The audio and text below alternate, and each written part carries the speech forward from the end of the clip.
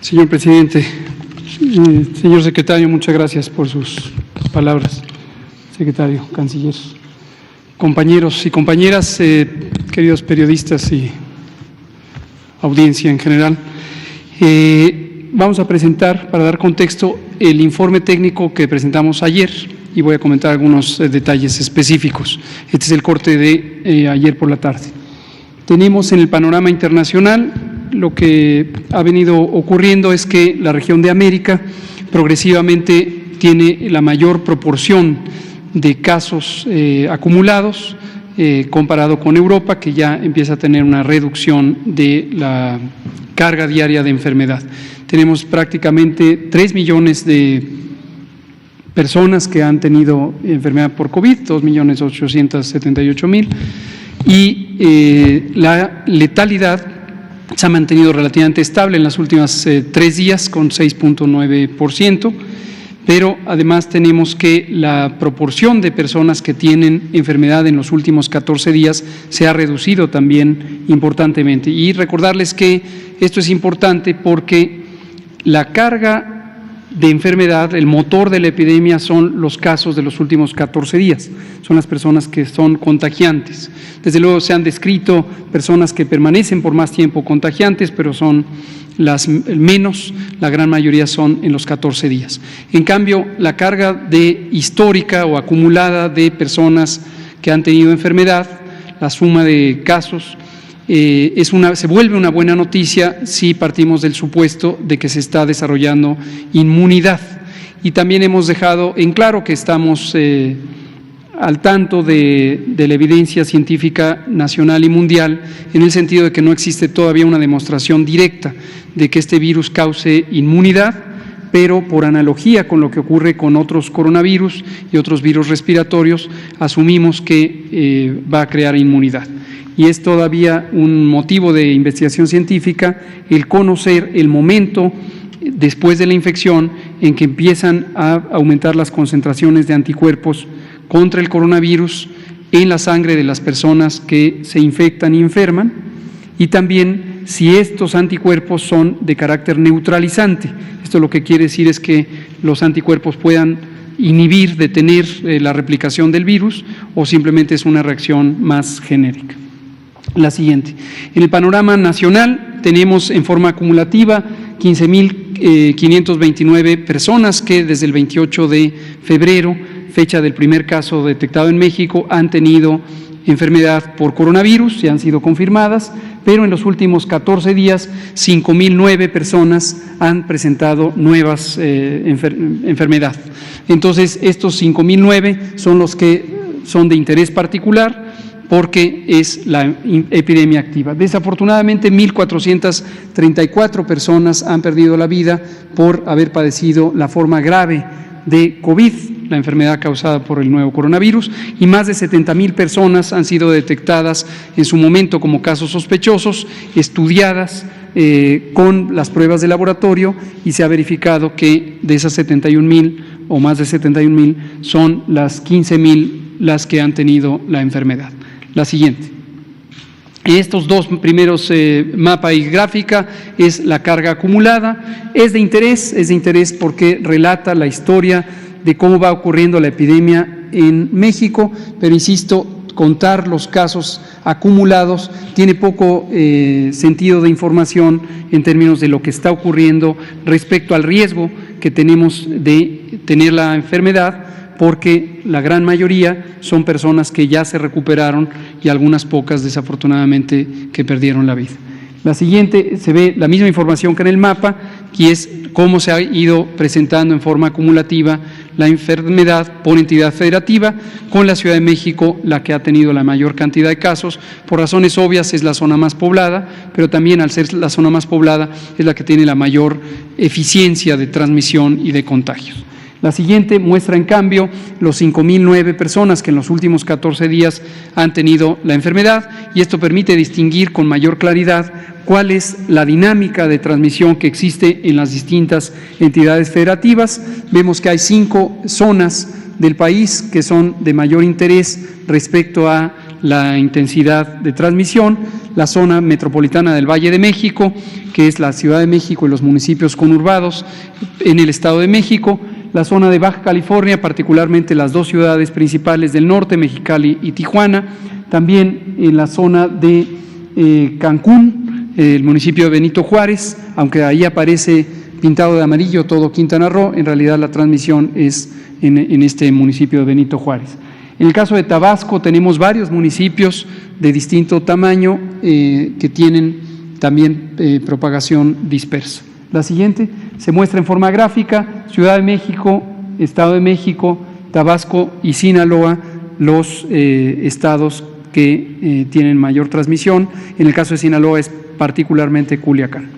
La siguiente se ve cuando queremos comparar entre poblaciones de distinto tamaño, que es la forma más adecuada de hacerlo, para considerar que no se pueden comparar poblaciones grandes con poblaciones pequeñas en el número de casos, porque obviamente va a haber más casos, más personas enfermas donde hay mayor población.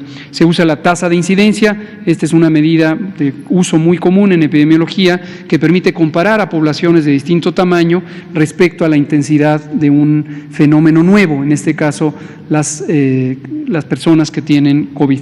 Y vemos que a nivel general en el país tenemos 3.9 por 100,000 habitantes, 3.9, casi 4 personas por cada 100,000 en México en promedio tienen COVID en los últimos 14 días, y se ven también de manera más clara cuáles son estas 5 zonas que he mencionado. La siguiente. En forma de gráfica, vean ustedes cómo cambia el orden precisamente cuando se hace una comparación apropiada y se toma en cuenta el tamaño poblacional, y ahí tenemos Ciudad de México y enseguida Tabasco y Quintana Roo, después Sinaloa, como los estados con la mayor frecuencia de casos nuevos. La siguiente. Cuando vemos las defunciones, las personas que lamentablemente han perdido la vida, que son estas 1,434, vemos que se presentan en la misma frecuencia o la misma velocidad respecto al tiempo con los casos. Obviamente hay un desfase. El tiempo promedio entre el inicio de los síntomas y la muerte en las personas que tienen enfermedad grave es de 9 a 10 días. La siguiente. Ciudad de México, Baja California, Estado de México y Sinaloa, seguidos de Tabasco, las zonas donde ha existido la mayor cantidad de defunciones. La siguiente. En forma acumulada, los casos acumulados, tanto sospechosos como confirmados, se ven en la curva anaranjada, y aquí quisiera recordarles que para fines de vigilancia epidemiológica no se reducen las cosas solamente a los casos confirmados. Nosotros consideramos a los casos sospechosos, es decir, personas que tienen la enfermedad detectada por sus síntomas, como una señal muy importante para establecer las acciones de salud pública, tanto de monitoreo como en su momento de detección y contención. Entonces, los casos confirmados son un indicador, pero existen muchos otros indicadores. La siguiente. Cuando vemos los casos sospechosos y confirmados, los que han sido acumulados, también vemos ese patrón de ocurrencia diaria que va aumentando, lo cual se muestra muy claramente en la siguiente diapositiva, cuando vemos la curva de casos confirmados, cómo ha ido aumentando progresivamente. Esta fase exponencial que hemos dicho no tendría por qué ser diferente en México de lo que ha ocurrido en otros países. Lo que sí ha sido diferente en México, y es logro de todas y todos ustedes, la población del país, es el hecho de que se hizo mucho más lenta la transmisión de lo que hubiera sido sin las intervenciones. Básicamente, la intervención la hacen todas y todos ustedes. Al quedarse en casa están contribuyendo cada uno y cada una de ustedes a reducir la transmisión. Cada quien en casa no se da cuenta porque su contribución es una millonésima parte de lo que ocurre, pero la suma de todas y todos está haciendo que tengamos una transmisión más lenta, que tengamos menos contagios, menos casos, por lo tanto menos personas que necesitan ser hospitalizadas y ser atendidas, lo cual es muy muy importante en la fase 3 porque es donde existe el riesgo de que se saturen los hospitales. Podemos ver, a propósito de saturación de hospitales o no saturación de hospitales, En este mapa es donde se representan, cada punto es una unidad hospitalaria de las que han sido designadas como hospitales COVID y atienden a la mayor cantidad de personas con enfermedad respiratoria aguda. Son 618 hasta el momento las que están ya operando en este sistema de información y podrían ir cambiando de acuerdo a cómo se habiliten nuevas unidades según la necesidad. La siguiente. Y vemos en este informe gráfico, cada una de las barras representa una entidad federativa, la última es la nacional, donde se ve el resumen, esa que dice NAC, la última barra en el lado derecho, según ustedes la pueden ver, y 23% de las camas hospitalarias están ocupadas por personas con enfermedad respiratoria aguda y el restante no está todavía ocupado. Es la reserva que todavía existe en el país. No me detengo en ningún estado en particular. La primera barra es la de la Ciudad de México, donde 50% de la ocupación hospitalaria está en este momento siendo utilizada para atender a personas con enfermedad respiratoria aguda, pero el resto sigue todavía disponible. La siguiente lo que muestra es la misma perspectiva, pero para las camas de terapia intensiva, es decir, personas que necesitan ventilación mecánica y otros elementos de la atención crítica, y vemos también que tenemos todavía una reserva suficiente para el manejo de esta enfermedad en todas las entidades del país y, por supuesto, a nivel nacional. La siguiente. Estos son otros datos informativos, ya los pasamos a cada semana porque cambian muy poco, es la distribución de edades y géneros en las personas que han presentado enfermedad COVID. Y ven ustedes cómo abarcan todo el espectro de edades, se ve ahí por categorías de cada 5 años, desde menores de 1 año hasta mayores de 95, y más o menos es la distribución semejante de la distribución de la población mexicana. ¿Esto qué quiere decir? Que no existe por edad un riesgo particular de presentar la enfermedad COVID o la infección por el virus SARS-CoV-2 causante de COVID. En cambio, cuando vemos en la siguiente diapositiva la mortalidad o la letalidad, la ocurrencia de casos fatales, aquí sí hay una diferencia donde predomina, por un lado, personas adultas mayores, pero por otro, y a diferencia de otros países, en particular Europa Occidental, vemos adultos jóvenes, personas adultas jóvenes que presentan enfermedad grave con muertes. Y esto lo hemos dicho y hay que tenerlo presente, es la consecuencia de otras epidemias de enfermedades crónicas, la epidemia de diabetes, de obesidad, de sobrepeso, de hipertensión, donde México a lo largo de los últimos 40 años ha sido de los países con la mayor carga de estas enfermedades. Esto la ciencia de la salud pública lo ha documentado extensamente y ha identificado su relación directa con la mala alimentación, y la mala alimentación es un problema de salud pública que también es parte de lo que nos falta en el país por atender desde hace 40 años. Y por eso es parte de nuestra agenda de trabajo mejorar las condiciones alimentarias, que en este caso ya no son por desnutrición, aunque existe todavía la desnutrición en México, pero son por exceso, y particularmente exceso de productos de baja calidad, generalmente de muy poco valor nutricional y extremadas cantidades de azúcares, grasas, sal y desde luego calorías totales, particularmente en los productos industrializados.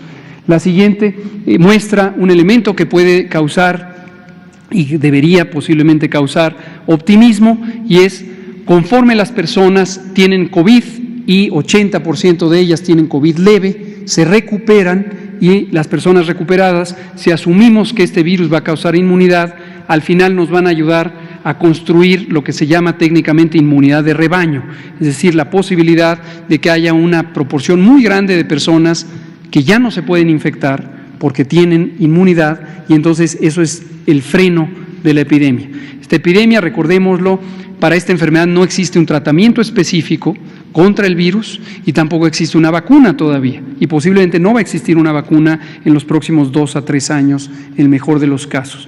Pero si se desarrolla inmunidad, esto va a hacer que la epidemia se detenga no solo en México, sino en el mundo. La última diapositiva lo que muestra es este índice del porcentaje de positividad, es decir, cuántas personas que tienen COVID, que es la enfermedad causada por el virus, y que sus síntomas principales son fiebre, dolor de garganta, tos, más dolor de cabeza, escurrimiento de la nariz, dolor de cuerpo, etcétera.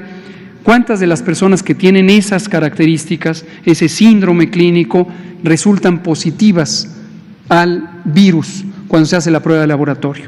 En este momento tenemos en promedio 50%, casi 48% de las personas que tienen este virus, y esto, como suele ocurrir en las epidemias, va a ir aumentando progresivamente, quizá llegue como a un 60-65% en el momento de mayor transmisión en mayo. La siguiente, me parece que esta fue la última. Gracias.